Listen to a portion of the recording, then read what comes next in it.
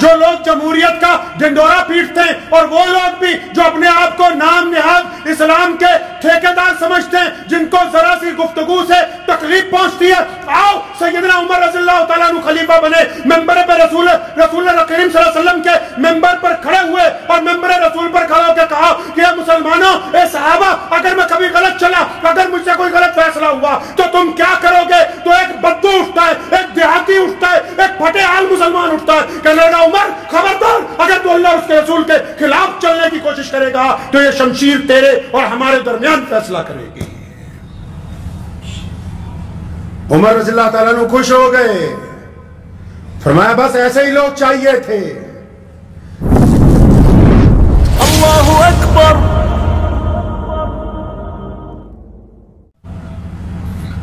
امیر المومنین مراد رسول حضرت عمر بن خطاب رضی اللہ تعالی عنہ کی شہادت کا جو دن ہے وہ یکم محرم الحرام ہے۔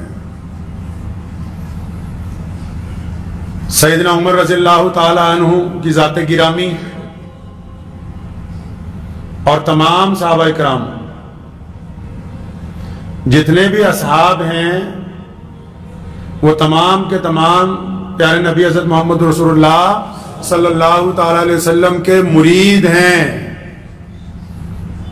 اور حضرت عمر بن خطاب رضی اللہ تعالیٰ عنہ ہمارے پیارے نبی صلی اللہ علیہ وسلم کی مراد ہیں، اللہ سے مانگ کے لیا ہے،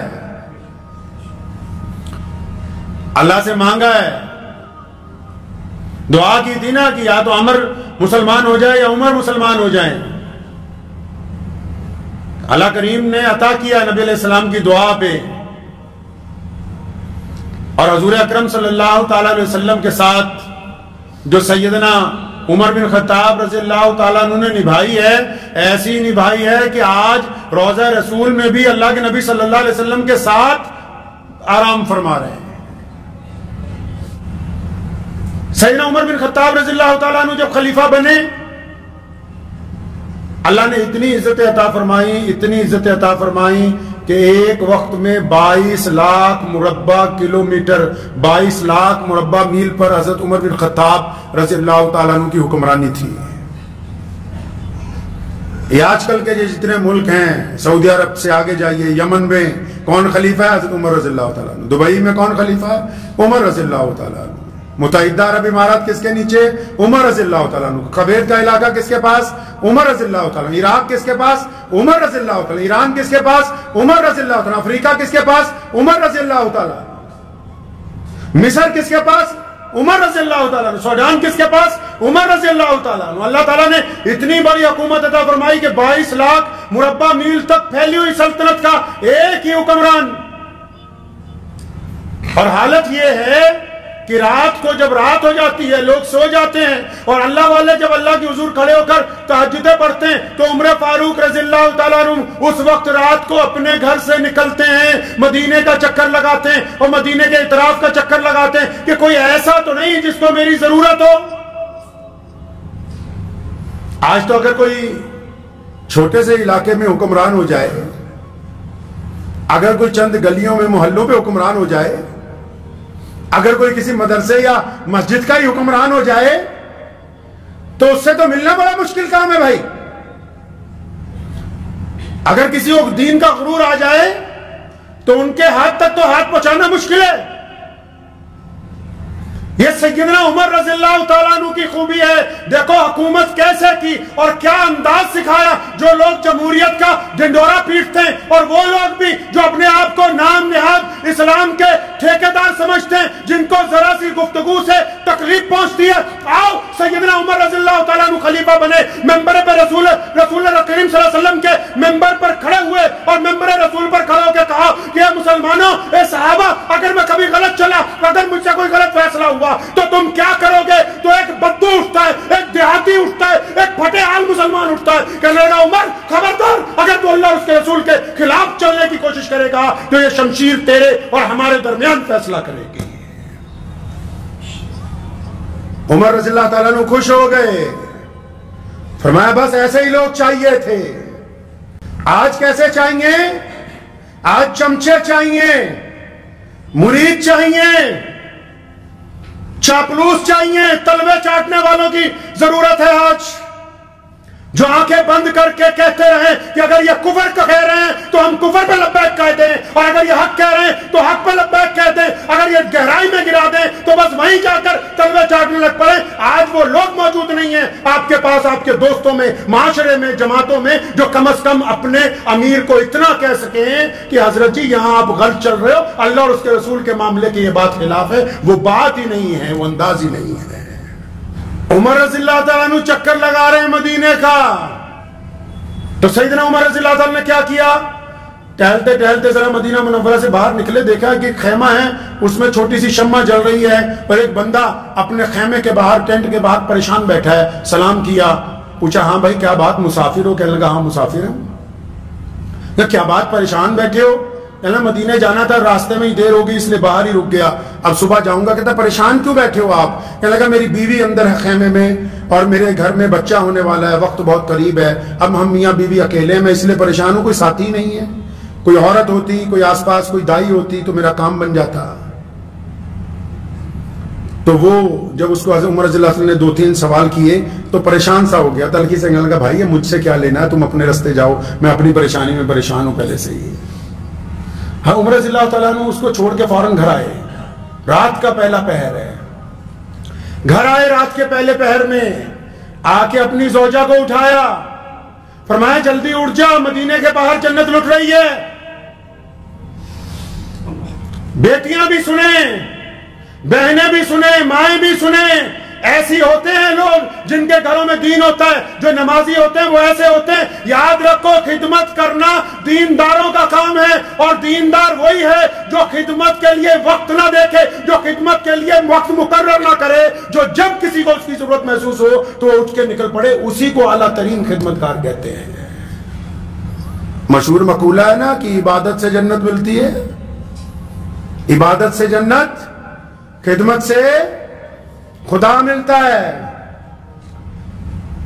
अमीरुल मोमिनीन की अहलिया उठी, पूछा क्या बात है मियां साहब, कहां जाना है? फरमाया मदीने के बाहर एक औरत के बच्चा होने वाला है, वो अकेली है, उसका शौहर परेशान है, चलो। सारा जरूरी सामान उठाया, बोरी अपने कंधे पे लाद ली, सारा खाने पीने का सामान है, जरूरी खवातीन का सामान है, लकड़ियां हैं, सब कुछ अपने कंधे पे लादा। रात को किसी गुलाम को नहीं उठाया, मुलाजिम को नहीं उठाया, अपने सिक्योरिटी गार्डों को नहीं उठाया, लश्कर वालों को नहीं बुलाया, फौरन चल पड़े। अब गए, 2 आदमी के पास पहुंचे, उसको कहा कि ये मेरी ज़ौजा है, इजाजत है ये अंदर जाके तुम्हारी बीवी की खबरगिरी करेगी। परेशान हाल था, कहने लगा हाँ अल्लाह तुम्हारा भला करे, जाओ। तो अंदर चली गई, और ये उसके पास बैठ गए उमर बिन खत्ताब रज़ियल्लाहु ताला अन्हु, बातें करने लगे। वो देहाती आदमी था, इधर उधर की बातें करने लगे। बातें करते करते अंदर जब बच्चे की पैदाइश होती है, जब बच्चे को संभाल लिया जाता है, तो अंदर से हज़रत उमर बिन खत्ताब रज़ियल्लाहु ताला अन्हु की अहलिया आवाज मारती हैं कि खुशखबरी है अमीरुल मोमिनीन, आपका ये जो दोस्त है ना, आपका ये जो साथी है, अल्लाह ने इसको बेटा अता किया, मुबारक हो। अब वो जो बंदा साथ में बैठा हुआ था, उसके पैरों के नीचे से जमीन निकल गई, उठ के हुआ, खड़ा हो गया, फरमाया हजरत आप उमर बिन खत्ताब हैं, आप मुसलमानों के बादशाह हैं, आप अमीरुल मोमिनीन हैं, मुझसे तो बड़ी गुस्ताखी हुई, मुझे तो पता ही नहीं था कि आप अमीरुल मोमिनीन हैं। फरमाया फिर क्या हुआ, अगर तुम्हें नहीं मालूम था, हमारा काम है तुम्हारी खिदमत करना। उमर रज़ियल्लाहु ताला अन्हु रात को चक्कर लगा रहे हैं, तो देखा एक बुढ़िया के घर का दरवाजा खुला हुआ है, खटखटाया, इजाजत लेके अंदर चले गए। पूछा अम्मा परेशान लग रही है, क्या बात है, क्या बात है, परेशान लग रही हो? कहने लगी बस क्या बताऊं, घर में कोई जवान नहीं रहा, सब लोग जंग में काम आ गए थे, अकेली हूं, अनाज नहीं है घर में, आज 2-3 दिन हो गए। फरमाया वो अमीरुल मोमिनीन को इत्तला पहुंचाती, फरमान कहने लगी क्या उसे खुद नहीं पता मैं परेशान हूं? उस बुढ़िया ने उमर रज़ियल्लाहु ताला अन्हु को देखा नहीं था, तो फौरन वापस गए, सारा सामान लेके आए उसके घर के लिए। गुलाम ने कहा हजरत ये बोरियां मैं उठा लेता हूं। फरमाया नहीं नहीं, क्या क़यामत वाले दिन भी तू उठा सकता है? जब सारा कुछ उस बुढ़िया के घर में, अनाज पहुंचा दिया, लकड़ियां पहुंचा दी, घी पहुंचा दिया, तेल पहुंचा दिया, सत्तू पहुंचा दिया, खजूरें पहुंचा दी, सब कुछ पहुंचा दिया, तो हजरत उमर रज़ियल्लाहु ताला अन्हु, कौन उमर, कौन अमीरुल मोमिनीन रज़ियल्लाहु ताला अन्हु, जिनकी एक आवाज से कैसर और किसरा के महल लरसते हैं, जिनकी आमद का जब रन पड़ता है तो बड़े बड़े दुश्मन हाथ बांध कर खड़े होते हैं। جن کا نام سن کر قلعے فتح ہو جاتے ہیں، اب کیا کر رہے ہیں؟ لکڑیاں چولہے میں لگا کے ان کو آگ لگا کے پھوکے مار رہے ہیں، اور وہ لکڑیاں تھوڑی سیلی ہونے کی وجہ سے دھواں چھوڑ رہی ہے، آپ کی آنکھوں میں بھی پانی نکل رہا ہے، دھوئیں کی وجہ سے تکلیف ہو رہی، لیکن پورا زور لگا رہے بھی یہ چولہا جل جائے، آٹا گوندھ دیا ہے تاکہ اس اماں کو کچھ روٹیاں بنا کے دوں۔ کون؟ عمر رضی اللہ تعالیٰ عنہ کے قلم سے روزانہ لکھا جاتا کہ آج فلاں کو گورنر بنا دیا، آج فلاں کو اتار دیا، آج فلاں کو فلاں علاقے کا حکمران بنا دیا۔ اب ادھر مسجد نبوی میں ضرورت پڑی، باہر کے ملکوں کے امبیسڈر سفیر آئے ہوئے بیٹھے کہ مسلمانوں کے بادشاہ سے ملنا ہے، امیر المومنین سے ملنا ہے۔ حضرت عثمان رضی اللہ تعالیٰ عنہ اور حضرت عبد الرحمن بن عوف ڈھونڈ رہے ہیں بھائی کہاں ہے امیر المومنین، یہ بہت ضروری کام ہے، یہ دستخط ہونے ابھی ضروری ہے، یہ حکم نامہ جانا، امیر المومنین کہاں ہے؟ تو کسی نے بتایا کہ فلاں محلے میں فلاں جو بوڑھیا ہے نا اس کے گھر میں آٹا گوندھ رہے تھے، اور آخری بار جب میں نکلا تو چولہا جلانے کی کوشش ہو رہی تھی۔ سیدھا پہنچے یہ اصحاب وہاں پر، جا کے دیکھا عمر رضی اللہ تعالیٰ عنہ چولہے میں لکڑیاں دے کے اس کو جلا رہے ہیں، دھواں ہوا پڑا ہے، داڑھی مبارک میں سے بھی دھواں نکل رہا ہے۔ سلام کیا کہ حضرت وہ فلاں کام رہ گیا، اشارہ کیا کہ نہیں، پہلے اس بڑھیا کو جب سب کچھ بنا کے دے دیا تو عثمان رضی اللہ تعالیٰ عنہ نے اس بڑھیا کو کہا اماں اب سب کچھ ٹھیک ہے، اب ضرورت کی چیزیں ساری آ گئی؟ ہاں اماں آ گئی۔ تو اماں سے پوچھا کہ اب کوئی بات تو نہیں؟ کہنے لگی بات تو اب بس یہ ہے کہ میں اللہ کے نبی صلی اللہ علیہ وسلم سے جب میں چلی جاؤں گی اس دنیا سے، جا کے اپنے خلیفہ کی شکایت کروں گی۔ جب اتنا سننا تھا امیر المومنین رونے لگے، اسے پتہ ہی نہیں کہ یہ عمر بن خطاب ہیں۔ عثمان نے کہا رضی اللہ عنہ نے اماں جی امیر المومنین کو کیا پتا کہ تو کس حال میں ہیں، ان کو کیا خبر، اور اس دور میں تو نیٹ نہیں تھا، واٹس ایپ نہیں تھا، ویڈیو کلپ نہیں بنتے تھے۔ سنو اس بوڑھیا نے کیا کہا، اسلام کا شعار سنو مسلمانوں، اپنی تاریخ میں یہ دیکھو کہ اس کس انداز سے خدمت انجام دی جاتی ہے، حکمران کیسے ہوتے ہیں، معاملات کیسے طے کیے جاتے ہیں۔ اس بوڑھی عورت نے اسلام کا فلسفہ بیان کیا، کہنے لگی اچھا اگر امیر المومنین کو یہی نہیں پتا کہ ایک بوڑھیا کس حال میں ہے پھر حکومت کیوں کرتے ہیں، حکومت چھوڑ دینی چاہیے۔ آج کوئی کہہ دے گا کسی حکمران کو اتنی سی بات؟ آج ذرا کسی ملازم کو ہی کہہ کے دیکھ لو، کسی عام ملازم کو کہہ لو گے وہ کہے گا قیامت تو جب آئے گی پہلے ابھی تیرے 4 ڈنڈے لگا کے بتاتا ہوں۔ یہ اللہ تبارک و تعالیٰ کی اطاعت کی بات ہے، محمد رسول اللہ سے محبتوں کی بات ہے کہ سیدنا عمر رضی اللہ تعالیٰ جب اسے پتا لگا کہ یہی ہیں، اس بڑھیا کے مزاج کو نرم کیا گیا۔ حضرت عمر رضی اللہ تعالیٰ نے اس سے لکھوایا کہ میں نے عمر بن خطاب کو اللہ کے لیے معاف کر دیا ہے۔ تو آج 2 محرم کے موقع پہ سیدنا عمر رضی اللہ تعالیٰ عنہ کی سیرت اگر بیان کی جائے وہ تو بہت طویل ہے، لیکن جو ان کی خدمات ہیں نا اس میں جہاں ان کا جاہ و جلال ہے، جہاں عدل ہے، جہاں انصاف ہے، اس کے ساتھ ساتھ جو خدمت کا جذبہ ہے، جو غریبوں کے ساتھ عاجزی ہے، انکساری ہے، جو محبتیں ہیں، جو پیار ہے، جو خلوص ہے، اس کو بھی ہم نے اپنے ساتھ ساتھ اپنانا ہے انشاءاللہ تعالی۔ اور دیکھیں اسلام نے کتنی خوبصورتی کے ساتھ ہمیں یہ نیا سال عطا کیا ہے۔ آخری سال جو ہے وہ ذی الحجہ کا ہے، کس کے نام پہ؟ ابراہیم علیہ السلام کے نام پہ۔ کس بات کے لیے؟ کہ ابراہیم علیہ السلام نے قربانی دی تھی۔ آخری مہینہ کس بات کی علامت ہے؟ کہ ہم قربانی دینے کا جذبہ رکھتے ہیں۔ اور پہلا مہینہ سیدنا عمر بن خطاب رضی اللہ تعالیٰ عنہ کی شہادت 1 محرم کو، اور پھر آگے یوم عاشوراء آ رہا ہے۔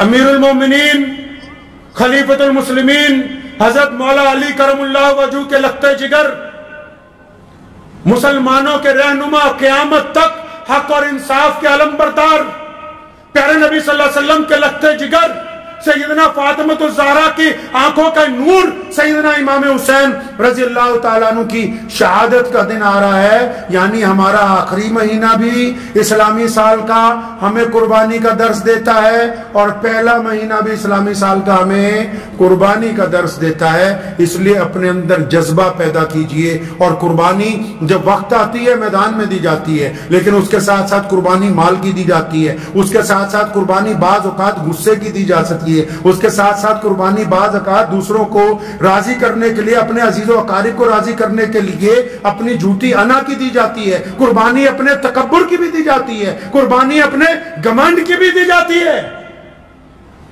تو اس لیے اس بات کا عہد کریں کہ اللہ تعالیٰ نے ہم سب کو اس پیارے دین والی زندگی عطا فرمائی ہے، تو اللہ تعالیٰ ہم میں قربانی کا جذبہ عطا فرمائے۔ وآخر دعوانا ان الحمدللہ رب العالمین۔ مجھے امید ہے کہ آپ کو یہ ویڈیو پسند آئی ہوگی۔ اگر پسند آئی ہو تو یہ آپ اپنے دوستوں کے ساتھ شیئر کریں، اور اس چینل کو سبسکرائب ضرور کریں۔